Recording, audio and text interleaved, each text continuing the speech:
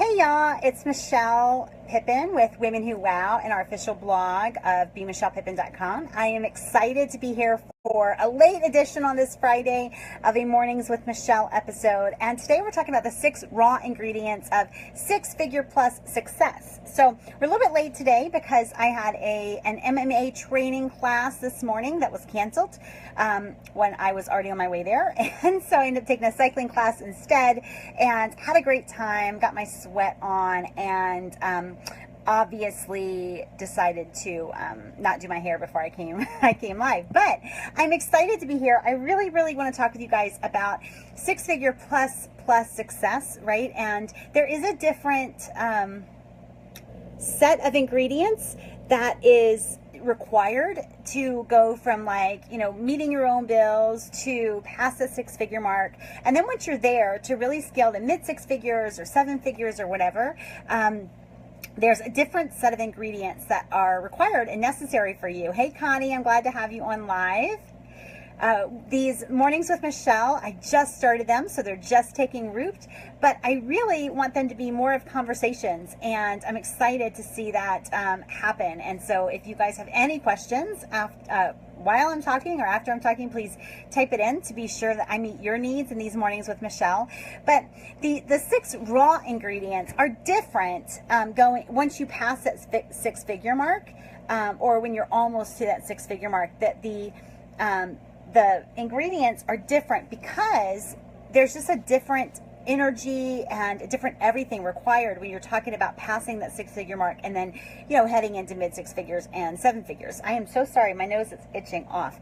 Okay, so here's the 6 raw ingredients for 6 figures. So one is a burning desire, right? A burning desire. Napoleon Hill talks about this, and he doesn't just call it like a desire, a want, or a passing wish or whatever. A burning desire to achieve, a burning desire to hit your financial goal, right? Because the truth is, most of us can live pretty okay on 6 figures, right? Once you hit that, then there's not the burning desire that there used to be, right? Like when the bills were due and you absolutely had to get money in the bank to cover your power bill, right? That's a burning desire. And when you break past 6 figures for the first time, that kind of desire doesn't come up as often. And so you have to have a burning desire to create something bigger than yourself and bigger, frankly, than your own needs. And so then you want to have scalable deliverables, something scalable, because once you're past that 6-figure mark, again, like, you are looking to do a little bit more than like a one-on-one kind of thing. You need something that's scalable, something that can go to a group, something that can be put into an event or a digital platform or something like that, right? So that's the second raw ingredient of getting beyond 6 figures in your business is it scalable? What are we selling that doesn't cost us any more? Hey, Debbie. Appreciate you being here. I think Connie is in my neck of the woods. She's in North Carolina, and Debbie is in Nova Scotia. And congratulations on your book launch, Debbie. I'm super excited about that. If you guys have any questions that are watching live, please put them in. Hey, Tamora, excited to have you here. And I do want to reschedule lunch with you and I've been actually ashamed to do that, Tamora, because I didn't respond last time, but I would love to do lunch with you now that our schedules are a little bit more set with school. So let's reschedule. Anyway, so scalable deliverables. If it's not scalable, you're going to like kill yourself, right? You can't replicate yourself, and you've got to make something that you're selling, you got to make it scalable. So the third raw ingredient of 6-figure plus success is a consistent stream of new leads, right? This is why I challenge you to do daily stuff. Daily. Show up daily, every way. Show up daily in multiple ways, because you constantly need to be generating new leads. People who are raising their hands and saying, I want more from you, Tamora. I want more from you, Debbie, right? Like, these are the things that you want, you need to have, because prior to, you know, if you're making under 100,000, the truth is you can get there in a feast or famine kind of way, right? Where you do a bunch of work, you get a bunch of money, and then you're hungry again, and you're like, oh, you know, I don't have anyone in the pipeline, so I got to hustle, and I get them in the pipeline, and then I sell them, and then I do the work. That you can reach 6 figures that way, right? I mean, I did it that way. Lots of people do it that way. You can't keep going that way. And so you need that burning desire. You need the scalable deliverables. The third thing you need is that consistent stream of new leads. You've got to be doing something every day to grow those new leads. The fourth one is an indoctrination process, and it should be both automated and personal, right? You need to be welcoming people into the fold, right?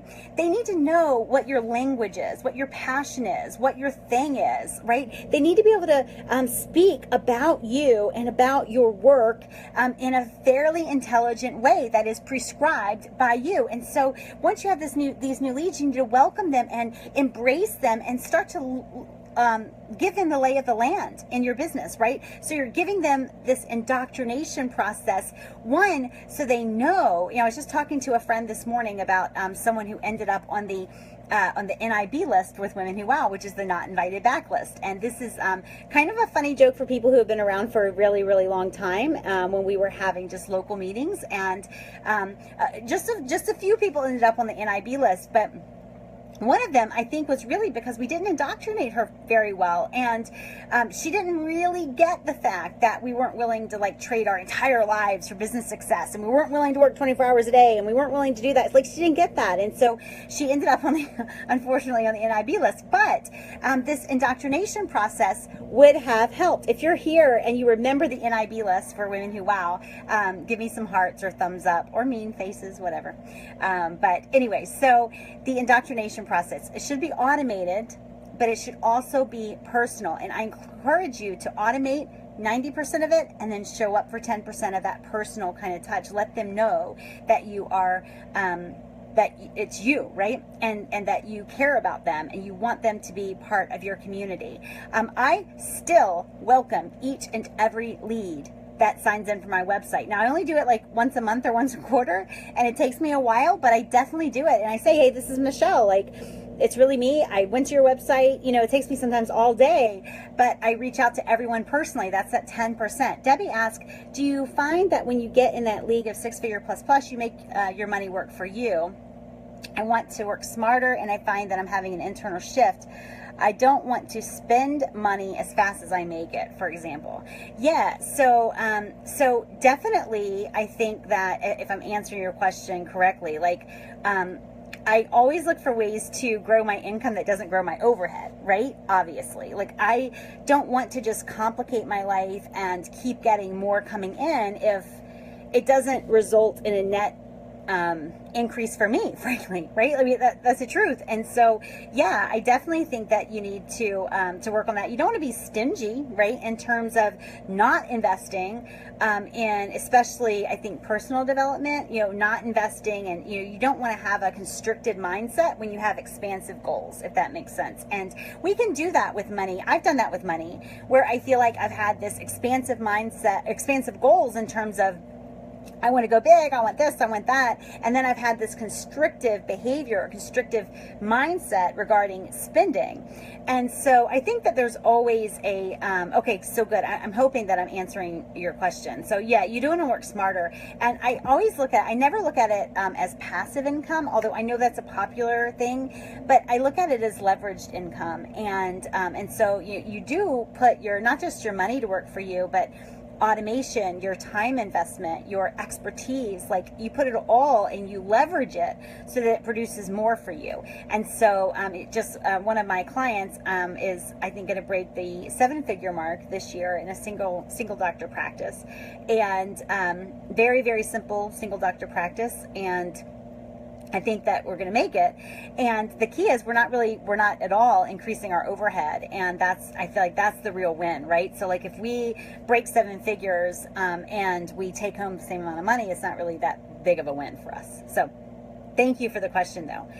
So I want to go on to the fifth. So the first 4 were burning desire, scalable deliverables, consistent new stream of leads, and an indoctrination process for your new leads. And you want to make that automated and personal.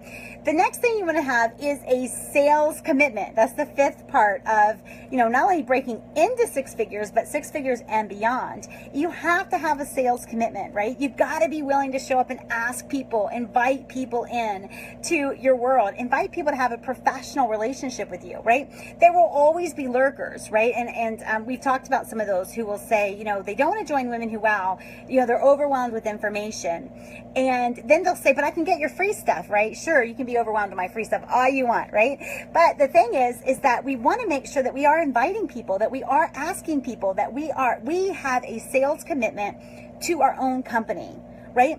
Even for me, like when I hire people and when I work with people, everybody on my team knows they have regardless of what their job is, they have a sales responsibility. Now, it's not that they're out there like meeting with people and inviting them to Women Who Wow, but they are absolutely looking at everything they do from the lens of, will this generate more impact in income and influence for the Women Who Wow brand? And so you want to have a sales commitment. And my sales commitment really is to make an ask every single day. That might feel extreme to you, but I'll tell you what, if you really want to see your income soar, you'll make an ask every single day. And even if you are hearing me now and you're thinking, you know, the woman's lost it, she's finally, you know, gone off her rocker, try me just for like 7 days or 9 days or 10 days, because here's what will happen. You'll realize the long chunks of time in your business where you really were acting as sort of a consultant or just without a business, right? So you were just serving clients. There were long stretches in there that you weren't selling a daggone thing, right? And that's a ugly place to be in. You're gonna, if that's your mentality, if you're willing to accept weeks, a month more, where you're literally not selling anything, you're gonna have such ebbs and flows and peaks and valleys in your business. And this is not something that you have to tolerate, right? The feast or famine, it was solved evolutionary wise, like, you know, however many years ago. And we don't have to have it in our business. We can really, you know, be the hunters, the gatherers, and the farmers, right? And we can, you know, not have it always level, but we can always be increasing our income and not have to have those really deep dives in income because we have a commitment to sales. So if you have a question about that, I'd love for you to ask me. And I really want these mornings with Michelle. They typically take place at 10 a.m. This is the first week I've done them, and I will be back every morning at 10 a.m. or, you know, unless I tell you otherwise. And I'd love for it to be a conversation. So if I can help you in your business, if you have a question, please let me know. Thank you, Connie. So congrats on your announcement today. I've had to modify my internal processes over the last few weeks. Lead gen has been very intentional since our conversation with the dollars already spent. Looking at the activities for 2017, leading in 2018, what to keep and what to let go. Being visible daily is the greatest free, minimal cost, but most effective. Absolutely. And so, you know, a lot of times when people are looking at their 2018 or next year goals, they are always looking at like what the spend is going to be and all of that. And, you know, it's really easy in business. I love business because it's simple. And so business isn't easy, but it is always simple. And here's what makes deciding what to do really easy. So, you know, you're in business to make money and you're in business to make sales. And I believe, Connie, that you are in real estate. And so, you know, it's really easy at the end of the year to look back over a full year and say, look at all of the money that came into you and figure out where it came from, right? Where did it come from? What effort? What networking group? What relationship, whatever, right? What print ad. And so when you look at it, like write it down, because otherwise you'll overgeneralize. Write down every client or every home sold or whatever. And if you have a larger business, you can write down like your top 20 or what have you. And so where'd your best 20 clients come from? And obviously those are the dollars and the efforts that you want to keep going into 2018. And the ones that you've been doing and they're not producing anything, like feel free to let them go. Like if you want permission, here it is, right? If they're not working, they're not generating sales, you can stop doing them, right? It's a real easy thing to figure out. So in terms of deciding what to do and what to invest in, if you look backwards and it worked, do it again, right? I remember my granddad, I never called him granddad. My mom never called him daddy. We called him Bruce. But he was a drunk, and he would come and he would fall asleep on our couch when my brother and I were really young, and that was back when like the ice cream man came. And so when we heard the bell of the ice cream man, we'd immediately go to the couch, because that's where like his change would fall out, right? And so, you know, we didn't get creative with where to find money. The ice cream man, you know, the bell rang and we went to the couch, because that's where we knew the money was. And in business, we can have the same approach. If it worked before, it's very likely to work again. And so you want to make sure that you are, you know, knowing what works. And we don't want to overgeneralize, and we don't want to assume. If you look at your list of last year's clients and this and figure out where they all came from, there's your list. That's your marketing blueprint, right? That worked. That generated dollars. So I'd really like to do it again, right? Just like me going back to the couch. I'm going to move on, but I'd really love another question if you have one. So I'm going to move on to the sixth raw ingredient for six-figure plus success. And the first one was burning desire. Second, scalable deliverables. Third, consistent stream of new leads. Fourth, an indoctrination process that's automated and personal. The fifth is a sales commitment. And sixth is fresh fuel, right? Fresh fuel. And this is, of course, about showing up daily, right? You always want to give people something new to talk about, something new to share, a different something to think about, a different facet of you and or of your company. The truth is, you know, I have a website that has active content going back to maybe 2007, 2008, one of those.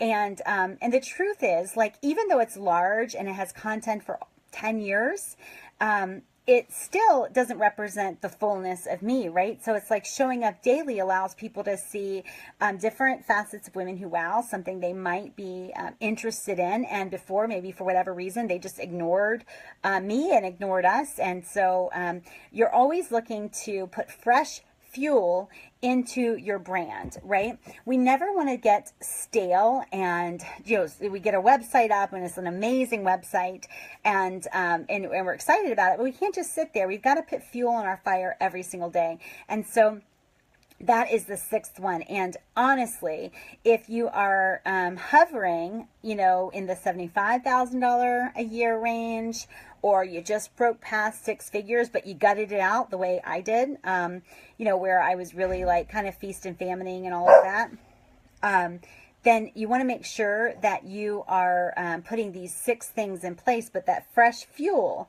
is definitely going to be required to keep enough demand going for your work so that you can still be choosy with your clients, not give up your peace and your family and your workout time and everything else in order to, you know, pander to the almighty dollar. It's very, very important that you fuel your growth in the way that will really support your ideal lifestyle and all of that. So anyway, I just wanted to come on and talk about this. If you guys, I really appreciate the ones who came on and had a question, or, you know, gave a thumbs up or what have you. So I appreciate you guys being here with me live. Please join me again next Monday at 10 a.m. Eastern. I'll be right back here. And if you have a suggestion of what we talk about on Mornings with Michelle, just shoot it in the comments and I'll be sure to tackle it one morning. So great to have you here with me, and I'll talk with you again soon. Bye.